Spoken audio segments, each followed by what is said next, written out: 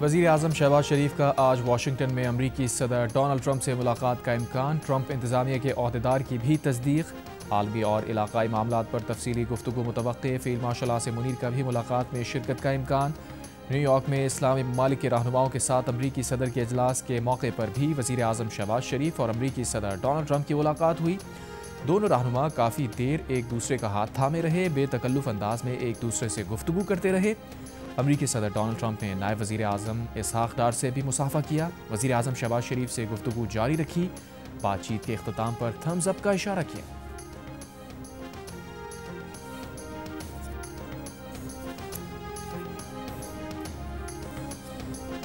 جو joint statement آیا ہے اس حوالے سے اب اس کو کس طرح امپلیمنٹ کرنا ہے، ایکشن پلان اس کے اوپر آج امید گفتگو ہوگی۔ وزیر اعظم شہباز شریف نے کہا ہے کہ صدر ٹرمپ سے مسلم رہنماؤں کی ملاقات کا مشترکہ اعلامیہ جاری ہو چکا، اگلا مرحلہ عمل درآمد کا ہے۔ نیو یارک میں صحافیوں سے گفتگو میں کہا، اقوام متحدہ جنرل اسمبلی اجلاس میں تمام ایشوز پر بات کریں گے۔ مارکہ حق پاکستان کی عظیم فتح ہے، ہماری افواج نے ہندوستان کو شکست فاش دی۔ فیلڈ مارشل عاصم منیر نے دنیا کو دکھایا کہ کس طرح جنگیں لڑی جاتی ہیں، بنگلہ دیش کے ساتھ تجارت اور سفارتی تعلقات کو مزید فروغ دیں گے۔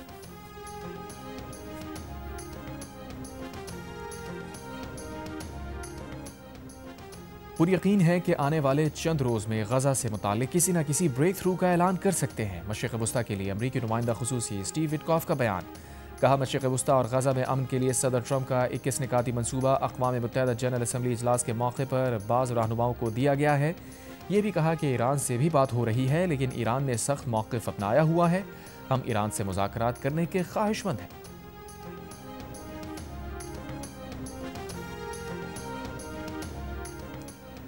ترجمان دفتر خارجہ نے کہا ہے کہ امریکی صدر ٹرمپ کی دعوت اور امیر قطر کی میزبانی میں نیو یارک میں ہوئے اسلامی ممالک کے اجلاس میں غزہ کی تباہ کن صورتحال اور انسانی المیے پر تشویش کا اظہار کیا گیا۔ شرکا نے فلسطینی عوام کی جبری بے دخلی کی مخالفت، بے گھر افراد کی واپسی، فوری جنگ بندی یا غمالیوں کی رہائی اور انسانی امداد کی فراہمی پر زور دیا۔ اجلاس میں غزہ کی تعمیر نو کے جامع منصوبے کی حمایت کی گئی۔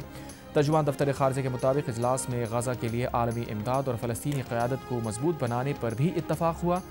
شرکا نے صدر ٹرمپ کی قیادت میں دیر پا امن کے قیام کے عزم کا اعادہ کیا۔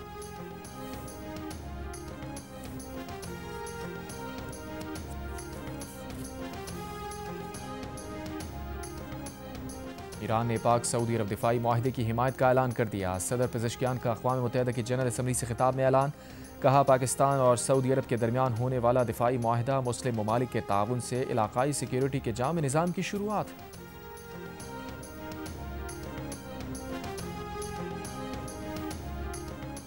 پاکستان کو اس وقت موسمیاتی تبدیلی کا سامنا ہے۔ وزیر اعظم شہباز شریف کا نیو یارک میں موسمیاتی تبدیلیوں سے متعلق اجلاس سے خطاب، کہا 2022 کے سیلاب میں پاکستان نے $30 ارب سے زائد کا نقصان اٹھایا، حالانکہ عالمی سطح پر کاربن گیسز کے اخراج میں پاکستان کا حصہ نہ ہونے کے برابر ہے۔ پاکستان موسمیاتی تبدیلیوں سے شدید متاثرہ ممالک میں شامل ہے۔ پاکستان عالمی ماحولیاتی بحران کی بہتری میں ہاتھ بٹانے کو تیار ہے، مگر عالمی برادری بھی اس سلسلے میں اپنے وعدے پورے کرے۔ قرض اور مزید قرض مسئلے کا حل نہیں۔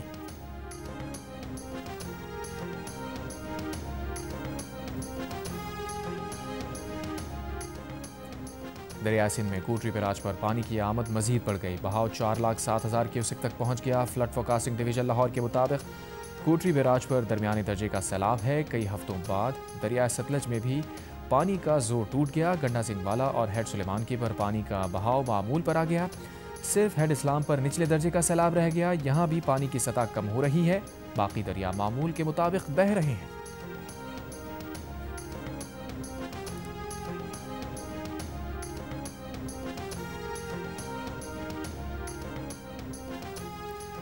ضلع پاک پتن کی دریائے بیلٹ میں 77 دیہات زیر آب۔ پاک پتن میں دریائے ستلج کے سیلاب کے باعث زمینی کٹاؤ، چک باخر کے مکین مال مویشی سمیت محفوظ مقامات پر منتقل۔ گاؤں کو دریا برد ہونے سے بچانے کے لیے پتھر اور مٹی ڈال کر بہاؤ روکنے کی کوشش۔ IMF کا وفد آج سے کراچی میں تکنیکی مذاکرات کا آغاز کرے گا۔ IMF جائزے سے پہلے اس کی 51 شرائط میں سے زیادہ تر پر عمل درآمد ہو گیا۔ نیو یارک میں IMF کی مینیجنگ ڈائریکٹر سے ملاقات میں وزیر اعظم شہباز شریف نے کہا، IMF جائزے میں پاکستانی معیشت پر حالیہ سیلاب کے اثرات کو شامل کیا جائے پاکستان IMF پروگرام کے تحت مختلف اہداف اور وعدوں کو پورا کرنے کی طرف مسلسل پیش رفت کر رہا ہے۔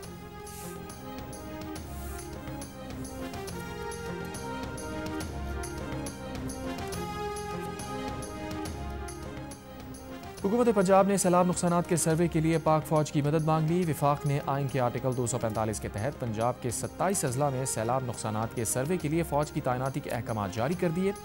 سروے میں جانی و مالی نقصان، فصلوں، مویشیوں، انفراسٹرکچر کو پہنچنے والے نقصانات کا تعین کیا جائے گا۔ مصنوعی ذہانت کے باعث آئندہ کی جنگیں زیادہ خطرناک ہو سکتی ہیں۔ وزیر دفاع خواجہ آصف کا سلامتی کونسل میں مصنوعی ذہانت اور عالمی امن و سلامتی مباحثے سے خطاب۔ کہا، اقوام متحدہ کے چارٹر کے تحت مصنوعی ذہانت کا امن کے لیے استعمال ہونا چاہیے۔ پاکستان نے رواں سال اپنی پہلی مصنوعی ذہانت پالیسی بنائی۔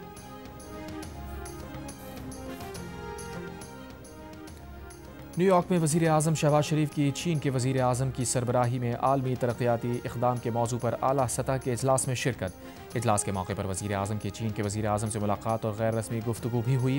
شہباز شریف کی سری لنکا کے صدر سے بھی ملاقات، دونوں ممالک کے درمیان ثقافتی تبادلے اور دفاعی تعاون سمیت مختلف امور پر بات چیت۔ وزیر اعظم کا سری لنکا کے ساتھ تمام شعبوں میں دو طرفہ روابط بڑھانے کے عزم کا اعادہ۔ وزیر اعظم نے اقوام متحدہ کے سیکریٹری جنرل انٹونیو گوٹریس سے بھی ملاقات کی۔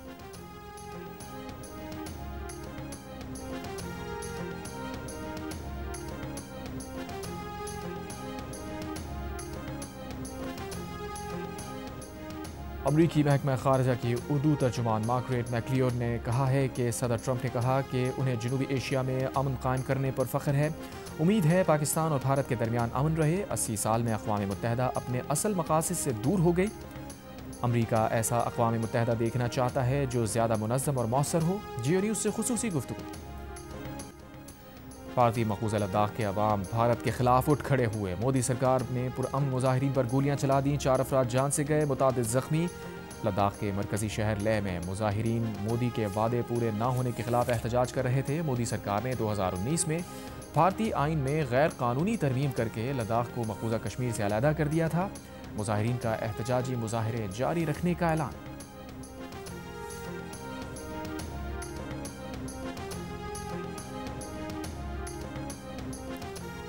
ڈیرہ اسماعیل خان کے علاقے دراون میں سیکیورٹی فورسز کا آپریشن، 13 بھارتی اسپانسرڈ دہشت گرد ہلاک، خوارج سے اسلحہ اور گولہ بارود بھی برآمد۔ ISPR کے مطابق ہلاک خوارج دسمبر 2023 میں دراون خودکش دھماکے کی سہولت کاری میں ملوث تھے۔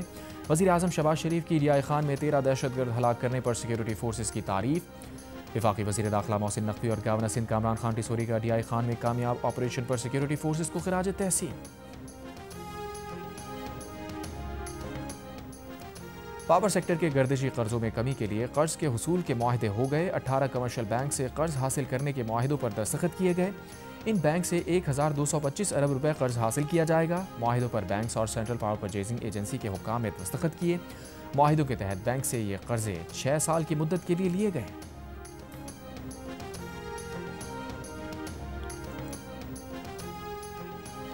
اقتصادی رابطہ کمیٹی نے 5 سال پرانی گاڑیوں کی کمرشل درآمد کی اجازت دے دی۔ 5 سال سے کم پرانی گاڑیاں 30 جون 2026 تک درآمد کی جا سکیں گی۔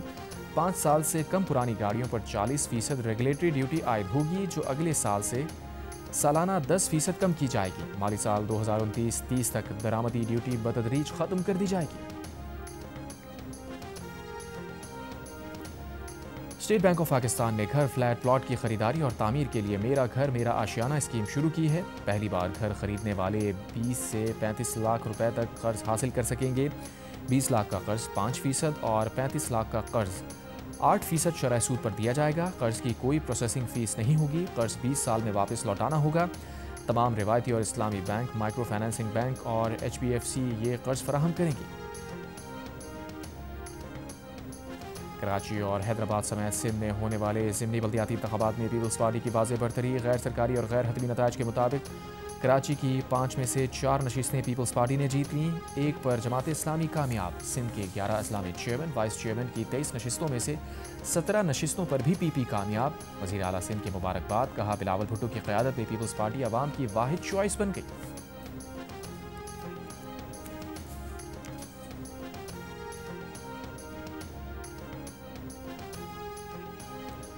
अडियाला जेल में तोशाखाना 2 केस में आखिरी 2 गवाहान पर जिरा बाकी रह गई। समाअत आज फिर होगी। अब तक 20 गवाहान के बयानात रिकॉर्ड और 18 पर जिरा मुकम्मल हो चुकी।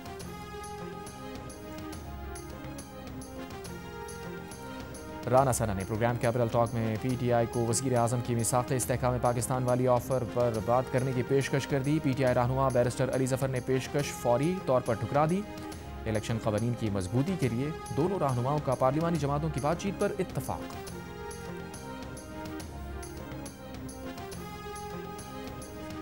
आज कोयटा पेशावर आने और जाने वाली जाफर एक्सप्रेस ट्रेन सर्विस मंसूख कर दी गई। रेलवे हुकाम के मुताबिक दश्त में पटरी से उतरने वाली जाफर एक्सप्रेस की बोगियों को ट्रैक से हटा दिया गया। रेलवे पुल और ट्रैक की मरम्मत का काम जारी है, जो आज मुकम्मल होगा। मंगल की शब दश्त में धमाके के बाद जाफर एक्सप्रेस की 6 बोगियां उतर गई थीं। एशिया कप सुपर 4 मरहले में भारत ने बांग्लादेश को शिकस्त देकर इवेंट के फाइनल के लिए क्वालिफाई कर लिया। भारत ने पहले खेलते हुए 6 विकेट पर 168 रन बनाए। बांग्लादेश की टीम 127 रन बना सकी। भारत की फतह के साथ श्रीलंकन टीम फाइनल की दौड़ से बाहर हो गई। आज पाकिस्तान का मुकाबला बांग्लादेश से होगा। फातेह टीम एशिया कप के फाइनल में पहुंचने वाली दूसरी टीम बन जाएगी।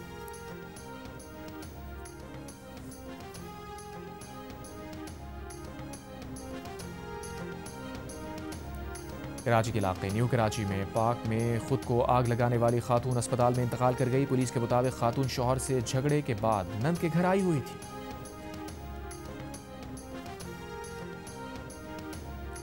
कराची के इलाके लांढी में 7 साल के बच्चे को कत्ल करने वाले मुल्जिमान ने जुर्म का एतराफ़ कर लिया। पुलिस के मुताबिक मुल्जिम ने बच्चे को 18 सितंबर को अगवा किया और ज़्यादती के बाद कत्ल किया। वालिदैन की जानिब से गुमशुदगी का मुकदमा दर्ज कराया गया तो पुलिस ने इलाके में घरों में अकेले रहने वालों की मालूमात हासिल की।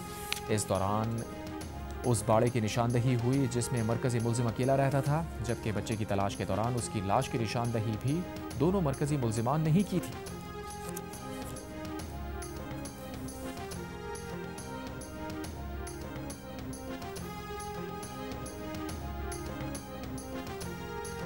कराची में पोर्ट कासिम से मुल्तान जाने वाली पाको लाइन से तेल चोरी की कोशिश। एक प्लॉट में 6 फीट गहरी सुरंग में पाइपलाइन के साथ प्रेशर वॉल लगाए गए थे। मुकदमा दर्ज, प्लॉट मालिक और दीगर नामजद। लियाकतपुर में शिदानी में नामालूम अफराद ने लड़की और लड़के को कत्ल कर दिया। पुलिस के मुताबिक मुल्जिमान ने तेज धार आले से दोनों को कत्ल किया और फरार हो गए।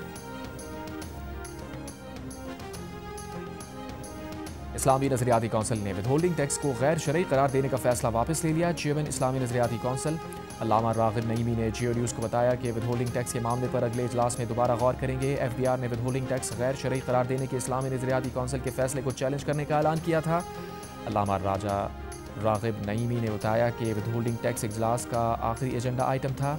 कौंसिल के मुतादिद अरकान वीडियो लिंक टैक्स के खिलाफ विदहोल्डिंग टैक्स के खिलाफ थे, इसलिए नोटिस लेने वाले अमले ने समझा कि विदहोल्डिंग टैक्स को गैर शरई करार दिया गया है।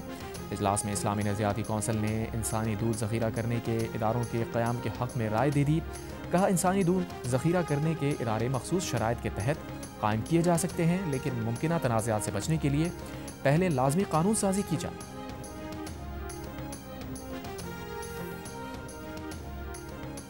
जम्मू कश्मीर ज्वाइंट अवामी एक्शन कमेटी और वज़ीर आज़म पाकिस्तान के नुमाइंदों में मुज़ाकरात। वज़ीर उमूर कश्मीर अमीर मुकाम और वफाकी वज़ीर तारिक फजल चौधरी मुज़ाकरात में शामिल। जम्मू कश्मीर ज्वाइंट अवामी एक्शन कमेटी में हर डिवीज़न से कमेटी के 3 अरकान मुज़ाकरात का हिस्सा हैं।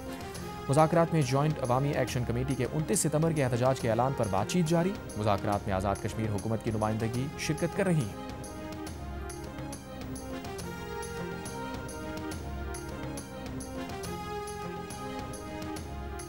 यमन से हूसी अक्सरियती जमात अंसारुल्लाह का इसराइल पर ड्रोन हमला। इसराइली मीडिया के मुताबिक हूसियों के हमले में 22 इसराइली जख्मी हो गए, 2 की हालत तशवीशनाक। ड्रोन निचली परवाज करते हुए शहर एलात में धमाके के साथ गिरा। दुबई से इसराइल आने वाली परवाज की रियाद में हंगामी लैंडिंग। इसराइली मीडिया के मुताबिक अमाराती एयरलाइन की परवाज दुबई से तल अवीव जा रही थी। यमन से ड्रोन हमले के पेश नज़र तैयारी की रियाद में हंगामी लैंडिंग करना पड़ी।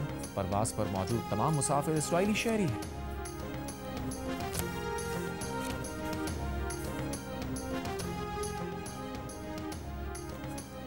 عالمی منظرنامے میں غزہ جنگ بندی کی کوششیں تیز ہوتے ہی غزہ پر اسرائیلی حملوں میں مزید شدت آ گئی۔ عمارتوں، اسکولز، خیموں پر اسرائیلی فوج کی شدید بمباری، مزید 84 فلسطینی شہید۔ اسرائیلی وزیر اعظم کی امریکہ روانگی سے پہلے یرغمالیوں کے اہل خانہ کا احتجاج، تل ابیب کے بین گورین ایئرپورٹ پر جمع ہو کر جنگ بندی کا مطالبہ کیا۔ قطر اور سعودی عرب کا شام کے لیے UNDP کے ساتھ 8 کروڑ 90 لاکھ ڈالر امداد کا اعلان۔ فنڈز کا مقصد شام میں بنیادی عوامی خدمات کا تسلسل یقینی بنانا ہے۔ قطر اور سعودی فنڈز کے ذریعے سرکاری ملازمین کو تنخواہیں ادا کی جائیں گی۔ مئی میں بھی قطر اور سعودی عرب نے شام کے سرکاری ملازمین کے لیے مالی تعاون کیا تھا۔ اپریل میں دونوں ممالک نے شام کے 1 crore 50 lakh dollar world bank کے واجبات ادا کیے تھے۔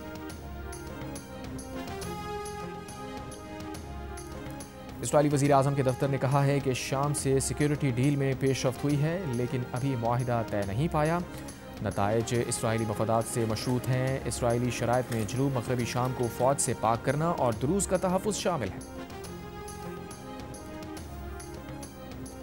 امریکی شہر ڈیلس میں وفاقی امیگریشن اینڈ کسٹم انفورسمنٹ دفتر آئس میں فائرنگ، 1 قیدی ہلاک 2 زخمی۔ حملاور نے فائرنگ کے بعد خودکشی کر لی۔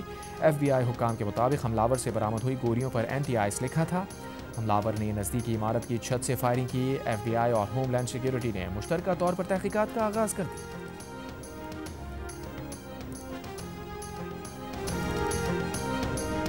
اور UN جنرل اسمبلی اجلاس کے موقع پر برقی سیڑھی، ٹیلی پرومپٹر اور ساؤنڈ سسٹم کی خرابی کا معاملہ، امریکی صدر کا UN سیکریٹری جنرل کو خط، تحقیقات کا مطالبہ، کہا یہ اتفاق نہیں بلکہ منصوبہ بندی ہے۔